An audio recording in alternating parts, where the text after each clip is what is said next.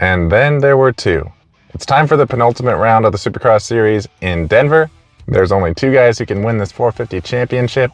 Also, we're switching back to the 250 West Division, and there is a small chance that Hayden Deegan could wrap the title up today. So this is your race day updates for Denver. We're going to go over everything you need to know before the night show. Let's get into it. The first thing we're going to get into is our injury updates. So thankfully, we do have some good news this week. Drew Adams is returning from his collarbone injury that he suffered in Glendale. TJ Albright is returning from that meniscus repair that he had done on his knee. Robbie Wageman is returning to racing for the first time this year since he suffered that wrist injury coming into the season. Also, Derek Drake is back on the bike. He returned to racing for the two-stroke nationals at Glen Helen, and he looked pretty good. He was probably going to win until he had a bike failure. So he looks to be doing better as far as treating that Lyme disease. Hopefully he can come back strong for motocross. And we do have quite the list of injured riders that are still out with no real update. So Anthony Bourdon, Ryder DeFrancisco, Ty Masterpool, Talon Hawkins, Styles Robertson, Evan Ferry, Billy Laninovich, Jet Reynolds, and Josh Freese are all still out. Masterpool should be returning for motocross, no problem, but everyone else still kind of has a question mark by their name. Now moving on to the 450 class, we do have somebody new to talk about this week, and that's Benny Bloss. He did DNF last weekend with a rib injury. Sounds like he's been dealing with that the last couple of weeks, so hopefully he's feeling a little bit better. Sounds like he took the week off. Up until he suffered that injury, he was consistently getting top 10s, so maybe he can return to that form by the end of the season.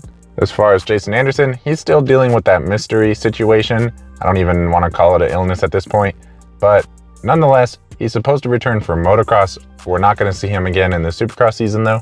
Barsha is also out with his knee injury for the remainder of Supercross, and he's looking to come back for motocross, but don't forget that he did have to sit out the last few rounds of motocross last year with his knees being banged up then, so hopefully this won't really slow him down as he goes through the motocross series. Ken Roxon is a few weeks removed now from that ankle injury that he had, and he seems to be mostly recovered from that AC separation, so he could potentially be a contender for maybe another race win or at least a podium in these last couple of rounds here. As far as Jorge Prado, the Lawrence brothers, and Eli Tomac, they're all back on the bike looking to come out swinging for pro motocross as well. Moving on to our 250 storylines, at the top we have Hayden Deegan. So if Hayden Deegan can manage to win tonight, he needs Cole Davies to finish in 5th or worse to clinch the title. That's something that's definitely within the realm of possibilities, but also something that's probably not that likely to happen. Looking at Cole Davies, he's won the last 2 rounds in a row. So he's definitely coming on strong, building confidence, and has a lot of momentum on his side. He's going to need a serious mistake out of Hayden Deegan, as Deegan has not finished off the podium since the first round of the season. So the chances of Davies getting himself back into this title fight, even with the East-West showdown at the final round, are not very likely, but he should be able to at least take it to the final round. As far as Julien Beaumer in 3rd, he is now 26 points down. So in order for him to stay mathematically involved in this championship, he will have to at least beat Hayden Deegan. But you have to wonder if he does something a little bit weird, if he tries to take things a little bit further than he has so far this season. With the beef that they've had going back and forth, could we see some sort of retaliation from Julien Beaumer, knowing that he could put the title on the line? Personally, I don't think we're going to see that, but it could be pretty exciting if it does happen. As far as Joe Shimoda, he is right behind Julien Beaumer, but he's 35 points down, so he's probably going to finish right here 4th in the championship. At this point, he just needs to go for wins, try to finish the season strong, something we know he can do. He already did it at the season opener. It would seem that his fingers are as healed as they're going to get. They're never going to look the same. They're kind of crooked now, but he said that they're working, so that's good, at least. Don't be surprised to see Joe get on the podium. As far as Cody Schock, he's not going to get that 3rd place in the championship that he got last year, but still a very solid, respectable finish right here 5th in the championship. He's 56 points down, so pretty much kind of locked in his own little spot here. He did struggle a bit once we went outdoors last year, so if I'm him, I'm focused on motocross. Definitely going to try to get a podium or something here to finish off the season strong, but I also want to try to work towards the SMX playoffs. Either way, it's awesome to see him build 2 solid years back-to-back like this. And then a little bit further back, we have Garrett Marchbanks and Jordan Smith. They are both kind of in the same boat. They missed a couple of rounds. They've had to fight through injuries, and they both had a pretty average and not that great result at the last round. So look for both of them to bounce back. They've both gotten podiums. Jordan Smith even got Triumph their first win, so you know he wants to end the season strong as well. Could someone like Jordan Smith, Julian Beaumer, or maybe even Joe Shimoda play spoiler in this championship? Now, as far as the 450 class, at the top is Cooper Webb, and he now has a 12-point lead. And what that means now that there's only 2 rounds left is that all he has to do is finish in 3rd or better for the remaining 2 rounds, and he'll be your champion regardless of what Chase Sexton does. Looking at Cooper Webb's statistics, he's pretty much locked into the podium. He has rarely finished off the podium, especially in the second half of the season. So it's going to be really tough for Chase Sexton to catch up to him and take the points lead back over at this point. If I'm Cooper Webb, I'm feeling very confident the way that I was able to come back and win last weekend. And at this point, it is without a doubt his title to lose. Now, as far as Chase Sexton, you really only have one option if you want to win this championship, and that is to race Cooper Webb as hard as you possibly can. Now, exactly where that line is drawn remains to be seen. We've seen it get kind of blurry. We've seen people try to take each other out for the championship in similar situations. Personally, I don't think that that's going to happen with Chase Sexton and Cooper Webb. I do think that he would want to win it straight up, but I also think that he'll at least, run it in on Cooper and make him feel like there's something going on. But knowing Cooper Webb, that's really not going to affect him that much. So it's going to take a lot more than that. It should be pretty interesting to see what kind of games that Chase Sexton plays. But if I had to guess, I'm assuming he's probably going to get out front early and Cooper Webb's just going to let him go do his thing and cruise in for second these last couple of rounds. One thing worth noting is that if Cooper Webb does get second tonight, then he only has to get 4th at the finals. So it's definitely worth trying to at least get that second place if the win is not there. And honestly, I don't know that Cooper Webb wants to get in front of Chase Sexton tonight. I think he'll be happy to follow behind him. He's not going to want to give Chase a shot at him. Knowing that that's probably his best chance to win the title, Cooper Webb would probably be content just riding his back wheel. Now, as far as Ken Roczen, he's 54 points back, so, he's pretty much locked into 3rd in the championship at this point. Can't move up, can't move down. So it's cool to see that he's at least able to get through the whole season. I don't want to say healthy because he's had a couple of injuries, but he's making it through the whole season. He's hopefully just building for outdoors at this point. It would be cool to see him come out swinging then. Like I said in the injury updates, looks like he's starting to feel better. With that being said, if somebody was going to get in there and create that spread between Chase Sexton and Cooper Webb, it would probably be Ken Roczen and maybe Aaron Plessinger or Justin Cooper. So if I'm Chase Sexton, I am Ken Roczen's biggest fan right now. You got this, buddy. Go out there, kill it, beat everybody. Except for me, of course, I got to win the race, and then you could beat Cooper Webb, and that'd be awesome. So there could be an interesting dynamic there, but like I said, not a lot on the line as far as Ken Roczen in the championship right now. And then behind him, we have Justin Cooper, who is now 4 points ahead of Malcolm Stewart, which might not sound like a lot, but these guys have been going back and forth for weeks now. Only 1 point ahead of each other, back and forth. So this is about as far as it's gotten in the last month or so. It was pretty cool to see Justin Cooper finally get another podium. I know that that's really been bothering him and feel like he deserves it. He's been riding pretty well. As of right now, it looks like the momentum has shifted in his favor and he'll probably finish 4th in the championship, but I do think he needs at least 1 or maybe 2 more podiums to try to accomplish the goals that he's looking to do. So keep an eye on him. He could definitely be pushing that as well. One thing that's also worth noting is if it comes down to it, would he pull over for Cooper Webb if that was necessary? Now, as far as Malcolm Stewart, like I said, the momentum has shifted away from him right now. In the last 5 weeks, he hasn't even really had any great results to speak of. He's definitely had his moments. He even got a race win, which is way better than what Justin Cooper has. But unfortunately, he's had really high highs and then just a lot of average finishes, where Justin Cooper has been a lot more consistent throughout the season. I'm really curious to see where he goes next year. I don't think it's going to be on Husqvarna, so that's going to be worth keeping an eye on. And then as far as Aaron Plessinger, he's behind him, but you could say the exact opposite about him compared to Malcolm Stewart. He's been killing it. He has a race win, which is similar, but he had a very slow start to the season, and he's been absolutely killing it in the second half. He can't seem to stay outside the top 5, and he's consistently on the podium. Really love to see that for Aaron Plessinger. He has re-signed with Red Bull KTM. Who his teammate will be next year remains to be seen. Could be Tom Vial, could be Eli Tomac, maybe even Chase Sexton. Hard to say exactly what's going to happen there. But for right now, the Cowboy is doing his thing, and I love to see it. I don't think he's going to catch up to Malcolm or Justin Cooper, but he's within range, so it's definitely possible. Behind him is Justin Barcia, who is out. But behind Justin Barcia is Justin Hill, and he's only 15 points behind Justin Barcia. So if Justin Hill can leapfrog Justin Barcia, he will be 7th in the championship, which is pretty cool. I would love to see that. But one thing worth noting is that Dylan Ferrandis is right behind Justin Hill. He is only 3 points back behind Justin Hill. So he's been looking a lot better lately. Got a couple top 5s. Really liking that factory HRC transmission. At this point, I kind of expect Justin Hill to catch up and pass Justin Barcia, and then to lose a spot to Ferrandis. So he'll probably gain one, lose one. It'd be really cool to see Dylan Ferrandis go all the way up to 7th in the championship. Not a bad finish considering how his season started. It was pretty similar to Aaron Plessinger, and then here they are 6th and 7th in the championship. But before we get too far removed from those two guys, I also need to mention that Shane McElrath is only 4 points behind Dylan Ferrandis. And while Ferrandis has got the better of him the last couple of rounds, he's definitely within the same range, and he's looked a lot better than I expected.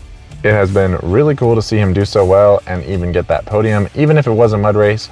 Hopefully he's secured himself a future in the 450 class. It was looking pretty rough the first few years there, but now it seems that he deserves it. He's a solid top 10 guy and a definite journeyman of the sport, so I love to see him in here. And the next closest guy behind him is going to be Joey Savacci, but there's a pretty large gap back to Joey Savacci. So while they're teammates and Joey Savacci is supposed to be the A rider, he did miss 2 rounds, one due to injury and one by just not making the main event. But he also did get a top 5 straight up at a dry race. So something that does at least feel a little bit better than what Shane McElrath has been doing. But overall, Joey Savacci is not nearly as flashy as I was expecting him to be. Still rock solid, but I know he has some of that top end speed, and I just feel like we're not quite seeing that right now. The good thing is he was able to at least leapfrog over both of the beta riders, so he's past that now in the championship, but it looks like he's going to finish right here behind his teammate. Now, as far as Mitchell Oldenburg, he is only 1 point behind Joey Savacci, so he's definitely well within striking distance, but in normal circumstances, he will not usually beat Savacci, so he's probably going to finish right here as well.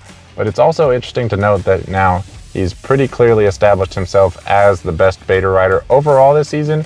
While Benny Bloss was on a bit of a hot streak a few weeks ago, now he's had 2 down weeks with his injury, and he's fallen way back behind Mitchell Oldenburg again.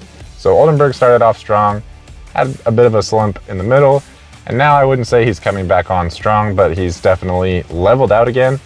And the good news is he did re-sign with the team for next year, so he knows what he's doing at least for the next season as well. That should give him some comfort going into the break. I don't think they're going to really race much outdoors. It sounds like just a handful of rounds to try to get enough SMX points to stay in the top 20, hopefully. Then behind him is Colton Nichols, and he's 9 points down. So definitely not as great of a season as I would have expected. I'm really curious to see if he can ever bounce back and get close to that top 5 again like he did when he was riding for Factory Honda in his rookie season. And then as far as Benny Bloss, he's now 8 points behind Nichols. He was well ahead of him, but like I said, 2 rough weeks. Now he's back here. All right, before we move on to the rider statistics or what happened at the Pulp race on Friday, I just want to let you know that Race Day Live will be kicking off at 1:30 Eastern, and the night show itself will be at 7 Eastern. So it'll be 5 o'clock local time. It should still be daylight for at least the start of the race, but nothing too crazy. It's still kind of a night show. And as far as the weather, it's looking really good. It should be in the high 60s to low 70s throughout the day. So definitely some ideal weather. No rain in the forecast, so love to see that. Now, as far as our rider statistics, I'm experimenting with something a little bit different. So I went ahead and put this graph together. So as you can see, I put 7 guys on here. And the reason I did that is because generally most of you are doing this for fantasy. So that's going to be your top 5 and the wild card. And in my opinion, these are the guys who are still in the series who you would probably consider to put in your top 5. So looking at this, it might help you visualize their season a little bit better. But full disclosure, I did input all the information myself. So there's a chance that I missed a little bit of something, but for the most part, this should be accurate. I did double and triple check it. You can see the key in the top right as far as what the colors represent. But basically, the blue line being low is good. The higher the green, red, and yellow lines, the better. And hopefully you don't have an orange line. Anyways, diving a little bit deeper into Cooper Webb, he is now tied with Chase Sexton with 5 wins on the season. But he does have a little bit more podiums than Chase Sexton, and he's only been outside of the top 5 once this whole season. With all that information, it might seem like he could be a good pick for the win tonight, and he is definitely a good rider, but you need some context. The championship's coming down to the wire. All he has to do is be in the top 3 these next 2 races. So for him to win, I feel like he's really going to need to get a whole shot and be ahead of Chase Sexton off of the start, or he's going to need a mistake from Chase Sexton, because I don't see any scenario where Cooper Webb is going to catch up to Chase Sexton and then try to make a pass on him. He will be happy to just ride his back wheel for the entirety of the race, because it is far more dangerous for him to try to make that pass than for him to just settle in and finish right behind Chase Sexton. Sexton's best bet is to try to force Cooper Webb into a mistake or a crash, and the easiest way to do that would be to make some contact in a corner or something like that when Cooper Webb is trying to make a pass on him. So if you guys are considering putting him for the win tonight, just keep that in mind. He doesn't really need to win, and I don't think he's going to try to pass Chase Sexton. In fact, I would even add that if Cooper Webb's ahead of Chase Sexton and Chase Sexton ends up catching up to him, he'll probably just let him by. So keep that in mind. As far as Chase Sexton goes, we pretty much just established what he needs to do. I'd be curious to see if he's leading the race with Cooper Webb in second, if he purposely slows the pace down a little bit to try to get Cooper Webb to catch up to him so where he can kind of mess with him, or if he just rides his own race and takes off. We've seen riders do both in the past. I feel like personally, he's probably just going to ride his own race, which is probably the respectable thing to do. But there is 7 figures on the line and the Premier Class Championship, so you never know what these guys are going to do for sure. One other thing worth noting though is that this is generally a harder packed track here at Denver, and Chase Sexton tends to be better on hard packed tracks, so the conditions should favor him as well.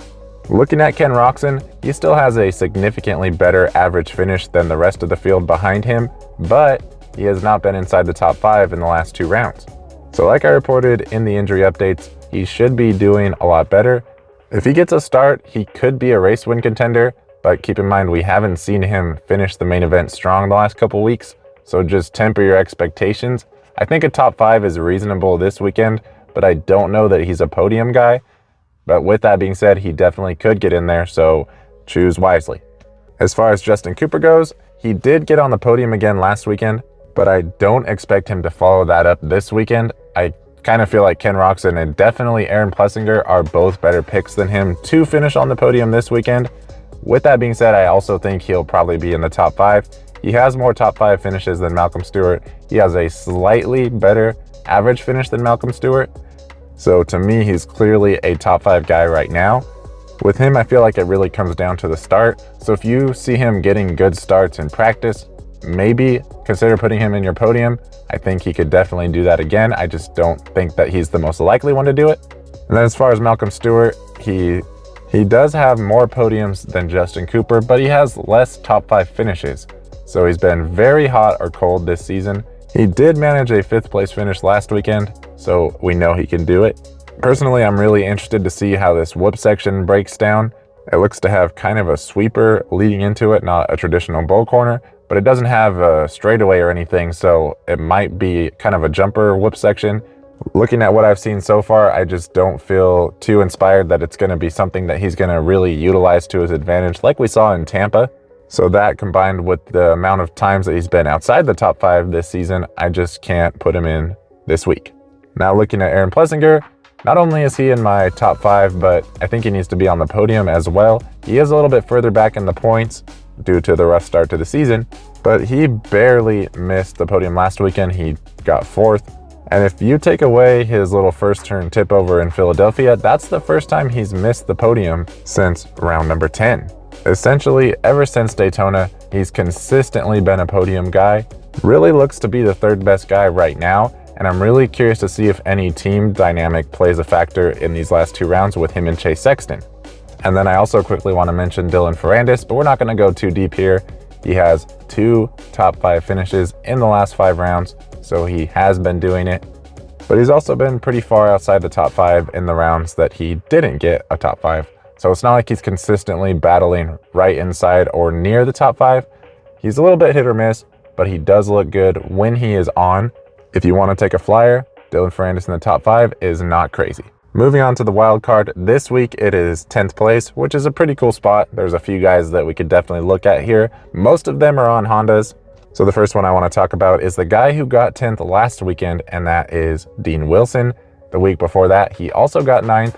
He's starting to look pretty comfortable on that factory HRC bike. Definitely a top 10 guy. Will he fade all the way back to exactly 10th? That remains to be seen. Definitely worth considering. As far as Joey Savatgy, he's also right around that top 10 guy range. His last 3 finishes have been 5th, 11th, and 8th. So if you average that out, it's actually kind of close to 10th, but he's a lot more hot or cold, hit or miss. He could easily land in 10th, but he could easily be way higher or way lower. A little bit riskier if you want to go with him. Then we have a third Honda rider in Shane McElrath, and his last 3 finishes have been 12, 8, and 9. He's another guy who should be just inside the top 10, but if something goes wrong, he gets a bad start, without a major mistake, he could easily find himself in 10th as well. And then we have the clear-cut statistical choice here in Justin Hill. Looking at his finishes, the last 5 have been 11, 10, 10, 10, and 13. He is closing in on 7th in the points with Dylan Ferrandis right behind him, and he's definitely a top 10 guy. As you can see, he's been consistently finishing around that 10th place mark. We saw him finishing a little bit higher up earlier on in the season when we were on hard-packed West Coast tracks. And guess what? We're going back to hard-packed West Coast tracks now. So with a little bit of riders being added back into the field, maybe he bounces back from that 13th place with another top 10 right at 10th place. But there's also definitely a chance that he does do a little bit better. Me personally, I see all those 10th place finishes and I just feel good about it. So I'm going to be picking him for the wild card. So just to run down through my picks from top to bottom, I'm going Chase Sexton, Cooper Webb, Aaron Plessinger, Justin Cooper, Ken Roczen, and Justin Hill. If you guys are watching right now, drop your picks in the comment below. And now let's talk about the Pulp race that happened on Friday. So the Pulp MX LCQ Challenge was this Friday. It's a pretty cool thing that Steve Mathis does where he gives the privateers a chance to earn some pretty significant money. It was $25,000 to the winner, but there was also a lot of other money on the line throughout the rest of the positions. And there was also some pretty cool stuff going on with Kyle Chisholm, where he was racing in place of Jerry Robin, who should have been in that race had he not suffered that drastic injury. So shout out to Jerry. We're all wishing you the very best. And it's awesome to see Kyle Chisholm lining up for the race. And he was pretty heavily favored to be one of the favorites. But there was plenty of other good guys in there. Kevin Moranz, Justin Starling, Grant Harlan. And there was also some pretty good 250 guys like Hardy Munoz and Devin Simonson. But what really makes this race interesting is the format. It is a 2 6-minute moto format where the starting order is inverted from the results of the first round. So essentially, if you win main event number 1, you're starting dead last in the second main. Then they add up all the scores and we see who wins. So just to give you an idea, last year, Josh Hill ended up winning with a 210. So usually you don't see anybody go 1-1 or anything like that. So now that we got all that out of the way, let's go over the highlights.